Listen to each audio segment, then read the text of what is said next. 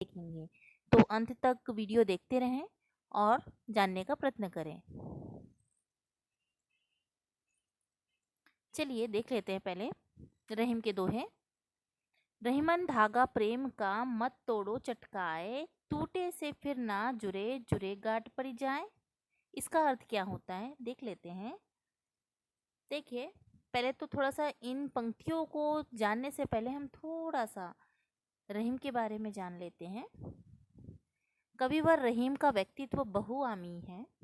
वह न केवल प्रकांड पंडित और कवि थे, बल्कि एक सफल प्रशंसक, वीर योद्धा, दानवीर, स्नेहशील थे। उन्होंने दोहे जन सामान्य में अत्यधिक लोकप्रिय है। उन्होंने नीति और भक्ति के दोहे लिखे हैं। रहीम अकबर के 9 रत्नों में से एक थे। वह तुलसीदास के समकालीन थे और दोनों में गाढ़ी मित्रता भी थी। यानी रहीम अकबर के दरबार के 9 रत्नों में से एक थे। ठीक है, तो इनका कार्यकाल कब का है? अकबर के समय का।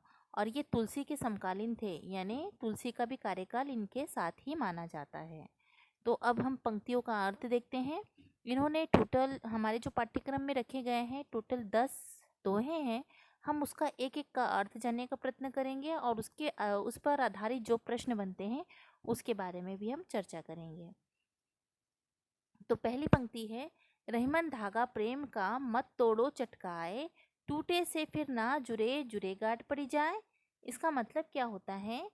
कविवर रहीम कहते हैं कि प्रेम संबंध में दरार नहीं पड़नी चाहिए, अर्थात मित्रता को कभी नहीं तोड़नी चाहिए, क्योंकि जिस प्रकार धागा टूटने पर फिर नहीं जुड़ता और जुड़ता है तो गांठ पड़ जाती है, उसी प्रकार प्रेम संबंध टूटने के बाद फिर से मिलन हो जाने पर भी मन में एक दूसरे के प्रति शक, संदेह और खटास के भाव हमेशा बने रहते हैं।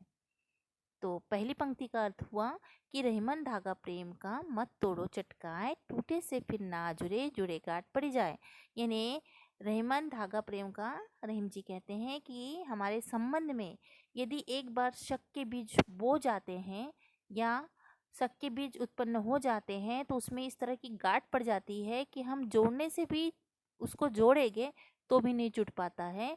कहने का मतलब एक बार विश्वास टूटने पर उसको जोड़ने में समय लगता है। दूसरी पंक्ति देखते हैं, जो रहीम उत्तम प्रकृति का करी सकत कुसंग, चंदन विष व्याप्त नहीं लपटे रहत भुजंग। इसका मतलब क्या है कि रहीम जी कहते हैं, क्या कहते हैं कि उत्तम प्रकृति की प्रशंसा करते हुए रहीम जी कहते हैं कि जो अच्छे स्वभाव के मनुष्य होते हैं उन पर दुष्टों की संगति का कोई प्रभाव नहीं पड़ता। दुष्ट उनका कुछ भी अहित नहीं कर सकते। जिस प्रकार चंदन के वृक्षों में अनेक जहरीले सांप लपटे रहते हैं, फिर भी चंदन के वृक्ष पर विषधर सांपों के विष का कोई प्रभाव नहीं पड़ता, उसी प्रकार अच्छे व्यक्ति चाहे बुरी लोगों की कितनी भी संगति में बैठे, परंतु उनकी अच्छाई का प्रभाव कभी दूषित नहीं होता। ठीक है, कहने का मतलब ये है कि आप कितनी भी बुरे व्यक्ति के साथ बैठ जाओ, यदि आपके गुण और आपका चरित्र, आपका व्यक्तित्व यदि अच्छा है तो उसके दुष्परिणामों का प्रभाव आपके व्यक्तित्व पे नहीं पड़ेगा। ठीक है, अब तीसरी पंक्ति का अर्थ देखते हैं। रहीमन देखिन बड़ेन को, लघु न दीजिए डारी, जहाँ काम आवे सुई कहाँ करे तलवारी। इसका मतलब क्या होता है? कबीर जी कहते हैं कि जो लोग बड़े यानी धनवान प्रभावशाली की इज्जत करते हैं और छोटे गरीब सामान्य जन को नगण्य समझते हैं, यानी उनको कोई वैल्यू नहीं देते हैं, सुई और तालाब का उदाहरण देते हुए कवि समझा रहे हैं कि जहाँ सुई जैसी छोटी वस्तु जरूरत है वहाँ तलवार व्यर्थ है, उसका कोई महत्व नहीं है। अंत इस तथ्य को समझते हुए छोटी की अवहेलना नहीं करनी चाहिए, यानी जो काम छोटा व्यक्ति कर सकता है वो काम बड़ा व्यक्ति नहीं कर सकता, और जो काम बड़ा व्यक्ति कर सकता है वो छोटा नहीं कर सकता। कहने का तात्पर्य ये है कि सबका अपना अपना महत्व होता है, कोई छोटा और बड़ा नहीं होता है, जो समय पे काम आए वही बड़ा होता है, ये बताना चाहते हैं। अब चौथी पंक्ति का अर्थ देखते हैं। रहीमन पानी राखिए बिन पानी सब सुन, पानी गए न उबरे मोती मानुष चुन। इसका मतलब क्या होता है कि कविवर कहते हैं कि मनुष्य को अपनी प्रतिष्ठा बनाए रखना चाहिए। बिना स्वाभिमान के मनुष्य का जीवन अधूरा है। मोती, मानुष, चून की सार्थकता तभी है जब तक उसमें पानी है, आब है, अन्यथा वह निरर्थक है। मोती के लिए पानी का अर्थ चमक से होता है, मनुष्य के लिए पानी का अर्थ प्रतिष्ठा से होता है या स्वाभिमान से होता है, और चून के लिए पानी का अर्थ जल होता है। बिना चमक के मोती का कोई मूल्य नहीं, बिना प्रतिष्ठा के मानव का कोई मूल्य नहीं, और बिना पानी के चूना का कोई अर्थ नहीं। तो कहने का मतलब होता है, कविवर बताते हैं कि सबके लिए हर एक एक वस्तु का अलग महत्व होता है। जिस तरह से मोती का एग्जाम्पल देकर बताया है कि मोती में यदि चमक ना हो तो उसकी कोई वैल्यू नहीं होती है, और मनुष्य में स्वाभिमान और इज्जत ना हो तो उसकी कोई वैल्यू नहीं होती है। और चूने को जब तक पानी नहीं मिलेगा तब तक वो अपना जो जो भी उसका स्वाभाविक गुण है वो उपयोगी नहीं होगा। तो पानी जो उपयोगी है उसको अलग अलग व्यक्तियों के लिए उसका अलग अलग महत्व और उपयोगिता दर्शाई गई है। अब हम 5वीं पंक्ति को देखेंगे। रहीमन वे नर मर चुके जो कहीं कहूँ मांगन जाई, उतने पहले वे मुए जिन मुख निकसत नाही। इसका मतलब क्या होता है कि कविवर रहीम याचना अर्थात मांगने की आदत को बुरा बताते हुए कहते हैं कि वे लोग तो पहले ही मर चुके हैं, जो कहीं मांगने जाते हैं उनकी दृष्टि में मांगना और मरना बराबर है। परंतु कवि जहां उन लोगों को मांगने वाले से पहले ही मृत घोषित कर देते हैं जिनके मुख से किसी मांगने वाले के लिए नहीं शब्द निकलता है। कहने का तात्पर्य ये है कि रहीम जी कहते हैं कि वे व्यक्ति जो धन संपन्न है, जिसमें देने की प्रवृत्ति है, देने की औकात है, परंतु कोई व्यक्ति उसके पास मांगने जाता है तो वो पहले ही उसको नहीं है करके ऐसे ही भगा देते हैं। तो वो व्यक्ति तो पहले ही मर चुका है, उसके पास होके नहीं होके कोई मतलब नहीं है। तो रहीम जी कहते हैं कि वे नर मर चुके हैं जो कहूँ मांगन जाही, उनते पहले वे मुए जिन मुख निकसत नाही। इसका मतलब वो पहले ही अपने मुख से किसी को मना कर देते हैं कुछ भी देने से, तो ऐसे व्यक्ति जीते जी भी मर जाते हैं, ऐसा रहीम जी कहते हैं। अब 6वीं पंक्ति देखते हैं। कंदली सी भुजंग मुख स्वाति एक गुण तीन, जैसी संगति बैठिए तसोही फल दिन। इसका मतलब क्या है कि कविवर जी कहते हैं कि संगति का प्रभाव मनुष्य पर पड़े बिना नहीं रहता, जैसी संगति करता है वैसा प्रभाव पड़ता है।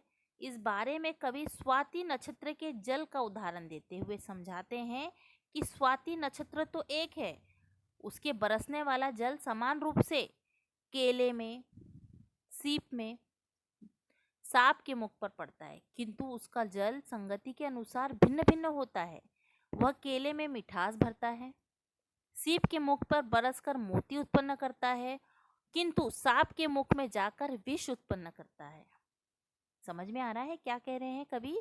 कि हम जिस तरह की संगति में बैठते हैं हमें उसी प्रकार का क्या मिलता है, उसी प्रकार का फल मिलता है। जैसे यहाँ पे बताया कि स्वाति नक्षत्र में जब जो जल गिरता है वो 3 लोगों के मुख में, एग्जाम्पल के तौर पे बताया कि 3 लोगों के मुख में अलग अलग प्रकार, एक ही प्रकार से जाता है किंतु उसका अलग अलग गुण मिलता है।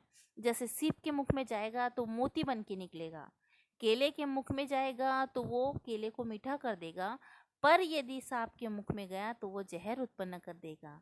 तो कहने का तात्पर्य ये है कि हम जिस तरह की संगति में बैठते हैं, जिस तरह का गुण प्रभाव हमारे इसमें पड़ता है वो हम पे निर्भर करता है, हमारे व्यक्तित्व में निर्भर करता है कि हम उसको किस तरह से एक्सेप्ट करते हैं। तो आशा करते हैं कि आपको ये समझ में आया होगा। अब हम 7वीं पंक्ति में देखते हैं। जो रहीम गति दीप की कुल दीप गति सोए, बारे उजियारो लगे बड़े अंधेरे हुए। देखिए क्या बोल रहे हैं रहीम जी कि कविवर रहीम दीपक की तुलना कपूत से करते हुए कहते हैं कि दीपक जलने से उजाला होता है और बुझने से अंधेरा। उसी प्रकार कपूत जब छोटा रहता है, माँ बाप को उससे बड़ी आशाएं अपेक्षाएं होती है कि वह बड़ा होकर कुल को प्रकाशित करेगा, पर जो बड़ा होता है तो अपने कुटिल कार्य से उनका नाम बदनाम कर देता है, अर्थात कुल को अंधकारमय बना देता है, कुल का नाम डुबा देता है। कहने का मतलब ये है कि रहीम जी कहते हैं कि हम सोचते हैं कि हमारा कुल का जो वारिस है वो हमारा नाम ऊंचा करेगा, परंतु कुछ समय के बाद क्या होता है कि जो हमारा पुत्र है, जो हमारा कुल का दीपक है, वो अपनी ऐसी करतूतें करता है कि वो सारा नाम डुबा देता है। ठीक है। फिर 8वीं पंक्ति में है, धनी रहीम पंख, देखो धनी रहीम जल पंख को लघु जिए पियत अघाए, उध उद भी बड़ाई कौन है जगत प्यास हो जाए। इसका मतलब क्या होता है कि कवि रहीम परोपकार करने वाले, दूसरों की मदद करने वाले के स्वभाव के बारे में कहते हैं कि धन्य है कीचड़ का गंदा पानी, जिसे जीव जंतु और जानवर पीकर तृप्त होते हैं, अपनी प्यास बुझाते हैं। समुद्र के पानी का अत्यंत विस्तार है, लेकिन समुद्र की प्रशंसा नहीं की जाती, क्योंकि समुद्र में पानी का विशाल भंडार होने के बाद भी वो किसी के पीने योग्य नहीं होता। कहने का मतलब कि जो समुद्र है वो विशाल है, उसका जल इतना है कि हम उसकी तुलना, उसको गिन नहीं सकते, किंतु उसमें पीने के कोई भी गुण नहीं होते हैं। वहीं समुद्र के किनारे एक छोटा सा गड्ढा जहाँ पे मीठा जल है, वो पीने योग्य है, और वो इतने सारे जानवरों का, इंसानों का, सारे ही जीव जंतु की प्यास बुझाता है, तो उसमें उपयोगिता है। लोग उस गड्ढे का पानी पीकर जीवंत होते हैं और उनके प्राण बचते हैं मृत्यु से। तो ऐसे पानी में उपयोगिता है, ना कि उस समुद्र के पानी में जो कि विशाल है। कहने का मतलब ये है कि कोई छोटा और बड़ा नहीं होता, जिसमें उपयोगिता होती है, जिसमें उपयोगिता और उसके साथ में अच्छे गुण होते हैं, वही योग्य होता है, उसी की प्रशंसा होती है। कहने का तात्पर्य ये है। अब है 9वीं पंक्ति देखेंगे हम। मान सहित विष खाए के शंभु भय जगदीश, बिन मान अमृत पिए राहु कटाए शीस। इसका मतलब क्या होता है कि कवि रहीम जी कहते हैं कि मनुष्य का जीवन में सम्मान का विशेष महत्व होता है। भले भले ही कर्मों से सम्मान अर्जित करता हो, मनुष्य भले ही कर्मों से सम्मान अर्जित करता हो। इस तथ्य को कबीर रहीम जी इस प्रकार स्पष्ट करते हुए कहते हैं कि जब समुद्र मंथन में अमृत और विष दोनों प्राप्त हुए, विष से सभी को हानि हो सकती थी। अंत देवताओं ने भगवान शिव से सम्मान सहित विषपान करने का अनुरोध किया, जिससे भगवान शिव ने उसे स्वीकार कर विष पी लिया, और विष पीने के बाद वो अमर हो गए। पर वहीं राहु जो था, उसने चोरी से विष का पान किया, और उसके कारण अपना शीश उसे कटवाना पड़ा। यानी विष पीने के बाद भी उसे अपना सर कटवाना पड़ा। और शिव जो थे, वो शिव क्या किए कि विष पी के भी अमर हो गए। तो कहने का मतलब जो अच्छाई, जो संसार के लिए अच्छाई के लिए अपने प्राणों को निछावर करता है, उसका महत्व होता है, ना कि उस व्यक्ति का जो कि प्रतिष्ठा में बैठा रहता है, उसका कोई महत्व नहीं। यानी जो लोगों के लिए उपयुक्त हो, जो लोगों के लिए जीता हो, जो लोगों के लिए त्याग करता हो, ऐसे व्यक्ति का उपयोग होता है, ऐसे व्यक्ति का सम्मान होता है, ऐसे व्यक्ति का महत्व होता है, ना कि कोई राजा महाराजा का जो गद्दी पे बैठा रहता है। फिर 10वीं पंक्ति में, कहूँ रहीम कैसे निभे बैर कैर को संग, वे डोलत रस आपने उनके फटत अंग। इसका मतलब क्या है कि कवि रहीम जी कहते हैं कि विपरीत स्वभाव वाले के साथ कभी नहीं हो सकता, यदि हुआ भी तो सज्जन व्यक्ति को दुष्ट स्वभाव वाले व्यक्ति से नुकसान होता है। कवि रहीम जी कहते हैं कि छोटी पत्ती वाले नुकीले कांटेदार बेर के पेड़ के साथ केले के बड़े और कोमल पत्ते वाले झाड़ को साथ नहीं रखना चाहिए। जब जब बेर का झाड़ हिलता है, तब तब वो क्या करता है कि बाजू वाले केले के पेड़ को अपने कांटों से घड़ी घड़ी चीरते रहता है, फाड़ते रहता है। क्यों? क्योंकि वह तो बेर है, बेर के झाड़ में कांटे रहते हैं, और जो कांटे वाले व्यक्ति है, कांटे वाले जो बेर है, वो बुरे व्यक्ति, बुरी संगति का प्रतीक है। और जो केले के झाड़ है, वो अच्छे व्यक्ति का प्रतीक है, पर यदि हम दोनों को साथ में रखेंगे तो बेर के कांटों के कारण केले के पत्तों को जरूर नुकसान होगा। जब जब हवा आएगी, वो जब जब हिलेगा, तब तक वो क्या करेगा, अपने कांटों से केले के पत्तों को फाड़ेगा। उसी प्रकार यदि हम गलत लोगों की संगति में रहेंगे तो उनके कर्मों का प्रभाव भी हमारे व्यक्तित्व पे पड़ेगा और उनके कारण हमें कहीं ना कहीं क्या करना पड़ेगा, समस्या में फंसना पड़ेगा। उनके कारण हमें कोई ना कोई परेशानी, कठिनाइयों का सामना करना ही पड़ेगा। ऐसा कबीर, ऐसा रहीम जी कहते हैं। तो आशा करते हैं कि आप सभी को ये 10 पंक्तियों का अर्थ समझ में आया होगा। अब हम इससे संबंधित जितने भी प्रश्न बनते हैं, हम उसके बारे में देखते हैं, जो कि आपकी परीक्षा के लिए उपयोगी होगा। देखिए, हमने जितनी भी दोहे पढ़े हैं, उन दोहे के आधार पे जो प्रश्न बने हैं, वो प्रश्न हमने यहाँ पे लिख दिए हैं कि रहीम जी प्रेम का धागा ना तोड़ने के संबंध में क्या कहते हैं। ये पहला प्रश्न। तो आपको जो बताया कि प्रेम का धागा यानी क्या, आपको बताना पड़ेगा, और एक बार टूटने से वो किस तरह से जुड़ता नहीं है, उसके बारे में आपको बताना पड़ेगा। फिर रहीम जी ने उत्तम प्रकृति वालों की प्रशंसा किस प्रकार की है, तो वो आपको बताना पड़ेगा कि उत्तम स्वभाव वाले व्यक्ति को हम किसी के साथ भी रखेंगे तो वो, चाहे वो किसी भी प्रकार से कितनी भी गंदगी में रहे, यदि उसका अच्छा व्यक्तित्व होगा तो उसको पर बुरी संगति का प्रभाव नहीं पड़ेगा। रहीम जी ने छोटे लोगों के महत्व के बारे में किस प्रकार समझाया है, तो रहीम जी कहते हैं कि सुई और तलवार का अपना अपना महत्व होता है। सुई दिखने में छोटी होती है किंतु बड़ी उपयोगी होती है, वो सिल्ले के काम आती है। परंतु सुई के स्थान पर तलवार बहुत बड़ी होती है, पर तलवार से हम वो काम नहीं कर सकते जो सुई से कर सकते हैं। कहने का मतलब छोटे और बड़े दोनों का अलग अलग महत्व होता है। फिर मोती मानुष चून की सार्थकता कब है, रहीम के दोहे के आधार पर स्पष्ट कीजिए। तो मैंने पहले ही बताया है कि पानी का हर व्यक्ति के लिए अलग अलग महत्व होता है। पानी का मान मोती के लिए चमक होता है, मनुष्य के लिए प्रतिष्ठा होती है, और चून के लिए पानी होता है। तो आपको एक एक एग्जाम्पल देकर आपको इसको स्पष्ट करना पड़ेगा। कवि रहीम ने मांगने वालों की तुलना किससे की है, कवि ने मांगने वालों की तुलना किससे की है, तो आप बता सकते हैं कि वो व्यक्ति जिनके पास जो धन संपन्न है, किंतु जब कोई गरीब व्यक्ति उनसे मांगने जाता है तो होके भी उसे मना कर देते हैं। तो ऐसे व्यक्ति क्या होते हैं, जीते जी भी मर जाते हैं। और ऐसे मांगने वाले व्यक्ति की तुलना कवि ने मरने से की है। ठीक है। कवि ने संगति के संबंध में क्या विचार किया है कि अच्छी संगति के जो लोग हैं, यदि बुरी संगति के साथ भी रहते हैं तो उसका प्रभाव पड़ता है, परंतु यदि हमारा व्यक्तित्व अच्छा रहा तो उसका प्रभाव नहीं पड़ेगा।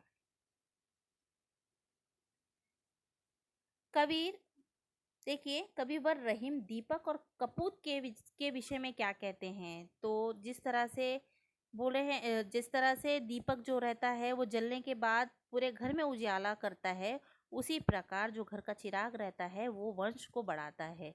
परंतु यदि दीपक कपूत निकला तो वो सारे सारे वंश को क्या कर देता है, कलंकित कर देता है। ऐसा आपको बताना पड़ेगा। यदि अच्छा निकलता है तो कुल का नाम रोशन करता है, और यदि बुरा निकलता है तो पूरे कुल को क्या कर देता है, बदनाम कर देता है। ये बताना पड़ेगा। फिर रहीम कीचड़ और जल के संबंध में क्या कहते हैं, या क्या कैसा उसका महत्व बताते हैं।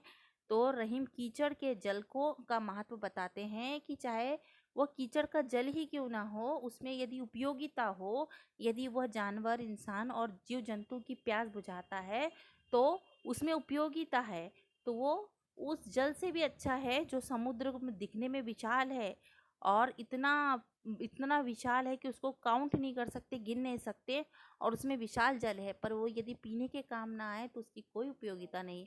वहीं उसकी उपयोगिता कीचड़ के जल में है जो जीव जंतु के प्यास बुझाता है। कवि रहीम विष और अमृत के संबंध में क्या कहते हैं। तो देखिए, अमृत और विष के संबंध में क्या कहते हैं कि विष को पीकर भी शिव जी जो थे वो महान बन गए, अमर बन गए, और वहीं राहु चोरी से विष का पान करता है, अमृत का पान करता है, और उसके कारण उसका शीश कटवा देते हैं, यानी अमर होने के बाद भी उसका पूरा शरीर नहीं है, और शिव जी जो कि विष पीने के बाद भी पूरे विश्व में अमर हो गए हैं और लोगों के दिल में रहते हैं और भगवान है। कविवर रहीम के अनुसार बेर और केले का साथ क्यों नहीं होना चाहिए? रहीम ने बेर और केले की तुलना अच्छे और बुरे लोगों के साथ की है कि उन दोनों को साथ में नहीं होना चाहिए, क्योंकि बुरे लोगों का बुरे लोग जो जितने भी कर्म करते हैं उसका प्रभाव कहीं ना कहीं अच्छे लोगों पर पड़ता है और उसके कारण उन्हें परेशानी कठिनाइयों का सामना करना पड़ता है। तो इसी को एक एग्जाम्पल के तौर पर उन्होंने बताने का प्रयत्न किया है। क्या किया है कि यदि हम बेर के पेड़ को केले के पेड़ के साथ लगा देते हैं तो वो क्या करता है, जब जब बारिश या हवा आती है तो उसके वजह से वो हिलते जाते हैं और हिलने के वजह से क्या होता है, वो केले के पान को चीरते जाते हैं। तो उसी प्रकार बुरे जो लोग रहते हैं वो अपने दुष्कर्म के कारण, अपने स्वभाव के कारण और उनके कर्मों के कारण वो कर्म करते हैं, पर उसका प्रभाव कहीं ना कहीं उनके मित्रों पर भी पड़ता है जो अच्छे स्वभाव के हैं। तो हमेशा हमें अच्छे लोगों की ही संगति करनी चाहिए, क्योंकि यदि हम नहीं भी करेंगे, कहते हैं ना गेहूं के साथ घुन पिसता है, उसी प्रकार अच्छे लोग यदि बुरे लोगों के साथ रहेंगे तो उसका प्रभाव उनके जीवन पे अवश्य ही पड़ेगा। तो आशा करते हैं कि आप सभी को ये जो कविता है या दोहे हैं वो समझ में आए होंगे, उसके प्रश्न भी समझ में आए होंगे। धन्यवाद।